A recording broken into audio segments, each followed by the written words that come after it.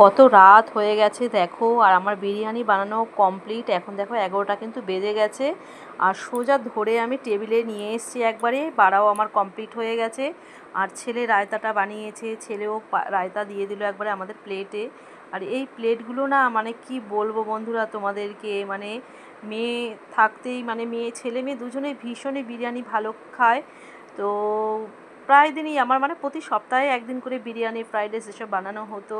তো মেয়ে চলে যাওয়ার পর থেকে আমার ঘরে আমি এই বিরিয়ানি কোনো দিনের জন্য বানাইনি। এই ফার্স্ট টাইম আমি ছেলের কথায় মানে করা হলো। আর হাজব্যান্ডও সেরকম বিরিয়ানি পছন্দ করে না দেখে ও দেখো দেরাদুন রাইসই নর্মাল ও ভাত দিয়ে চিকেন চাপ দিয়ে খেয়ে নিল।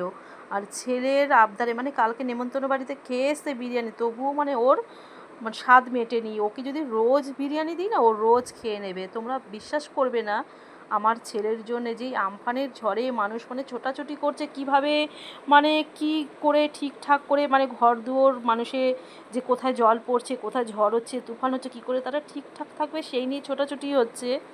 তো আমার এই ছেলের জন্য তখন তো অনেকটাই ছোট, মানে সেই রাতেও কারেন্ট নেই, জল পড়ছে, ভেন্টিলেটর দিয়ে ঘরে জল ঢুকছে, মানে কি বলবো, সেই রাতেও ছেলের জন্য আমার বিরিয়ানি বানাতে হয়েছে।